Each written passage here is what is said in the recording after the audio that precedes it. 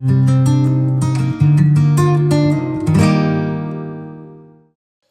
and welcome back to Aussie Frugal Family. My name is Rachel and on this channel we chat about the cost of living and how our family of four are making ends meet on a relatively tight budget. It is, I think, day 10 of Vlogmas and I am actually so proud of myself for managing to get daily videos out because that is no small feat when you have 2 young children and a job and a house to manage and just a generally stressful life. So yeah, I'm very proud. I know that the sort of idea of Vlogmas is that you're filming Christmassy stuff. I did start strong with that, with a Christmas party vlog and an op shop Christmas present haul. But look, my entire month of December is not going to revolve around Christmas. So yeah, I'm just filming, I don't know, random stuff every day. And that brings me to today. I am going to do a Q&A. I was going to do a family day vlog, but I didn't end up doing much today. So I might save that for tomorrow when the toddler is home as well and we might go do something nice. I don't know. But yeah, Q&A today. I have been saying that I'm going to do one of these for a very long time. I've posted on Instagram a couple of times now asking people to ask me questions and then I just forget about it. But this is the time I'm going to do it because I don't have anything else to post. So yeah.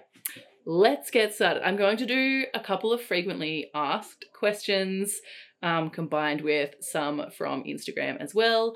I'll just see how many I get through. It depends on how long my explanations are. We all know that I have a tendency to ramble, so we'll see how many I get to. All right, let me get them up on my phone. Okay, so the first one that I want to answer is just a frequently asked one, and that is, what do I do for work? So I'm often talking about the fact that I work from home, mostly online, and yet people are often like, what do you do? I've spoken about it a little bit before, but let's go into it a bit more in depth. So I am a qualified teacher. I have a degree in arts and education. I majored in literature and history. So basically I am qualified to be an English teacher and a history/social studies teacher for high school. Once I finished those degrees, I moved down to Sydney for a little while and I didn't have my teacher registration for New South Wales. So I got a job as a teaching assistant in a learning support department. I fell in love with working with those kids and that job was amazing. So I actually decided to enroll in a Master of Inclusive Education and kept the teaching assistant job full-time while I did my master's, and yeah, became a qualified inclusive education teacher, learning support teacher, like special education teacher type thing. I then moved back up to Queensland. I taught in public schools, just doing learning support in inclusive settings. I quickly realized that classroom teaching in an inclusive setting wasn't really for me. It wasn't the setup that I love. I was teaching the same curriculum, but I was teaching a class that was like a learning support class. So I still had 30 whatever students, but they all had different learning needs and it just didn't quite sit right with me, or it wasn't what I was passionate about. I really much preferred the whole sort of literacy and numeracy intervention aspect of teaching. So I ended up working for a private tuition company. They only hired teachers. It wasn't just tutoring. It was really intensive learning support and literacy and numeracy intervention. Learned a lot there. I was doing what I loved. And after a couple of years, I ended up starting my own business. So now I work for myself, doing pretty much whatever I want. So I work with a lot of kids online and I might do literacy intervention, things like direct instruction phonics, if that means anything to anyone, numeracy intervention as well. And then, yeah, just sort of like learning support, life skills I do a lot of as well. I have some NDIS clients, things like that. I also have a few kids on the mountain that I tutor as well. So yeah, most of my clientele have like learning difficulties or disabilities or something like that. But I also have a few kids who, yeah, just need a tutor and I'm around. So yeah, I love my job. It's amazing. I can do it part-time and still earn like okay money because I'm quite highly qualified. And yeah, I get to work mostly from home, mostly online, with a few face-to-face kids, and I get to pick and choose the kids that I work with. And yeah, I love it. It's really good. Okay, I've just realized that I keep getting more Instagram questions, so I better do some of those. This one is, I love your style. Please do a wardrobe try-on/tour. Oh my gosh, no one's ever said that to me before. P.S. Where is that yellow floral top from? I think that was from yesterday, but it was pretty much this exact same thing. So I buy most of my clothes on Depop. I have pretty like specific taste. It's very like mountain hippie mum type thing. And I know that this surprises some people, but I'm very into brands. Don't get me wrong, I'm happy to buy like Anko stuff from the op shop and everything, but when I find something that I like to stick with it. I have this dress in like 3 colors, I think, in slightly different styles. Yeah, I like to stick with what I know and what I like. So this is a Daughters of India dress, and like I said, I have a few of these. I only buy them secondhand though because they are very expensive. I'm not the sort of person who will buy new things from like Kmart and Big W and things like that with like the whole fast fashion thing. I like to source everything secondhand, and I like to buy nice, good quality things that I like secondhand. So it goes with shoes as well. I own barely any shoes. I own a pair of Birkenstocks, a pair of Blundstones, a pair of Crocs for the garden, and a pair of Merrell hiking boots, and that's it. So those are all very expensive shoes, right? But they last forever. They already have lasted forever, and yeah, they're high quality, they're comfortable, they're really good, and I'm not going to be giving those up anytime soon. I totally acknowledge that this is coming from a place of privilege as well. Like, you obviously need the resources to buy those in the first instance. Some people can only afford to go buy Kmart shoes, you know what I mean? And it's unfortunate because then they have to replace them down the track, or then like they may not be supportive enough for their bodies and they might need to go to physio because they've hurt their knees and their hips hurt, and I'm talking from experience, and that's why I only wear Birkenstocks now. But yeah, some of the brands I like, Daughters of India, Opia as well. Think like Byron Bay brands basically, but yeah, check out Depop because that's where I buy all of my clothes. I have never bought one of these dresses new. I don't even know how much they are new. I don't want to know. Okay, next question. You've always been good at being frugal. Where does it stem from? I think like thinking way back, my mum is definitely very frugal. I'd say perhaps she's a bit cheap. She won't mind me saying that. Yeah, she's definitely not a spender. She lives in a very frugal way. We definitely did not grow up with heaps. My dad was in the army. My mum was a house cleaner. Like, we had a nice house, but we didn't have any money. So yeah, it's definitely a childhood thing there. And then when I got into my 20s, I became very into minimalism, like so into minimalism. For some reason, any trend that I get into, I turn into something extreme. It's the same as like the tattoos, the ears. My ears were enormous when stretching was a thing. I just have to take everything like one step further than the rest of the world, and I don't know why. Don't know why.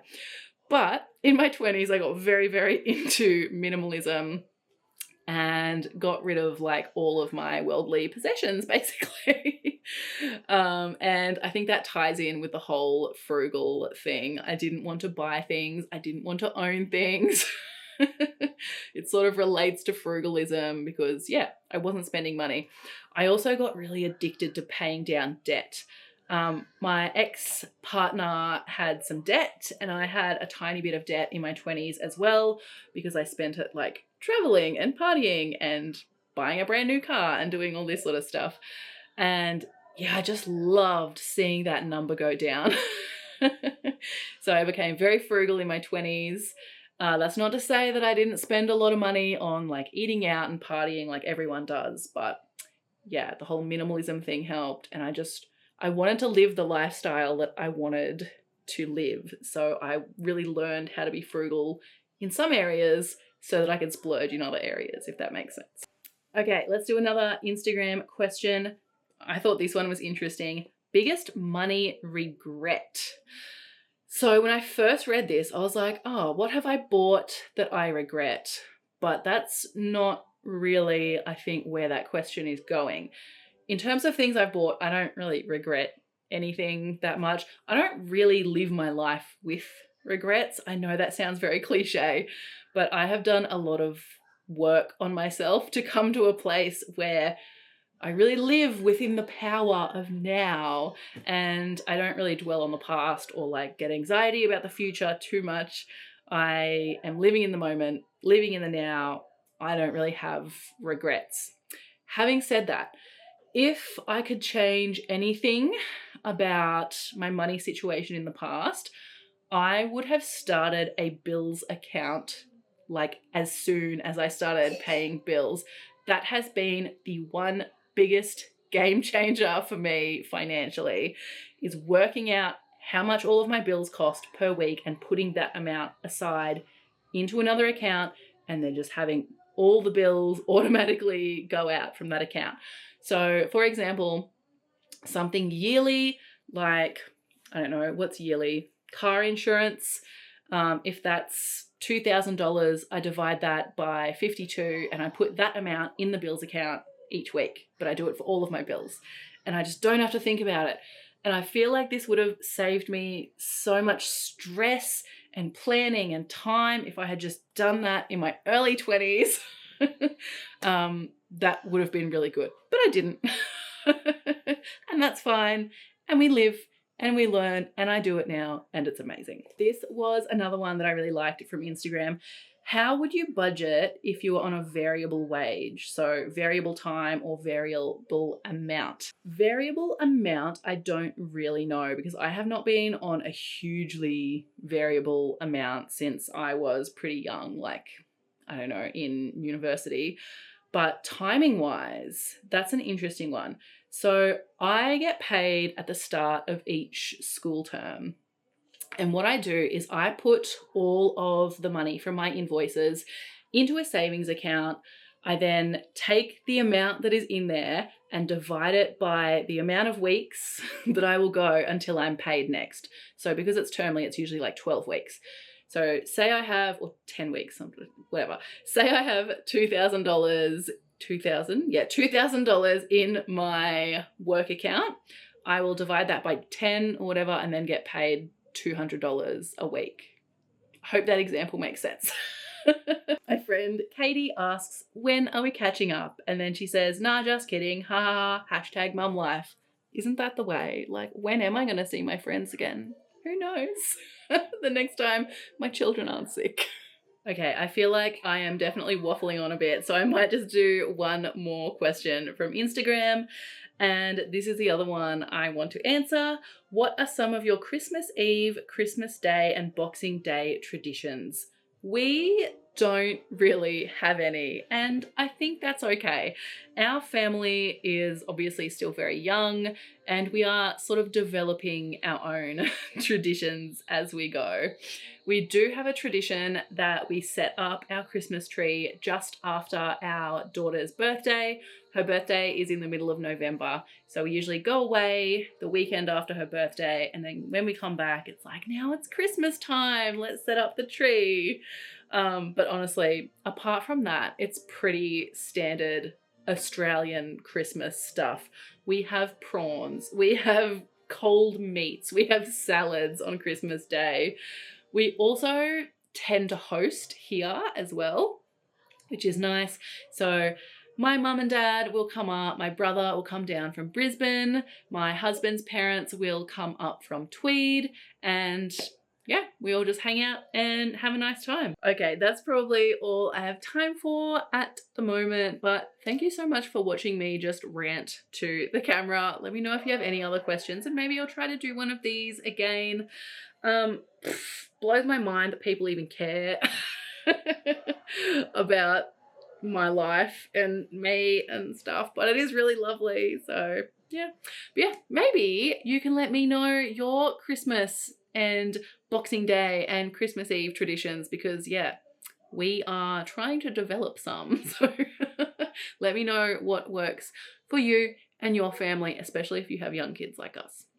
Okay, thank you so much for watching. I very much appreciate it.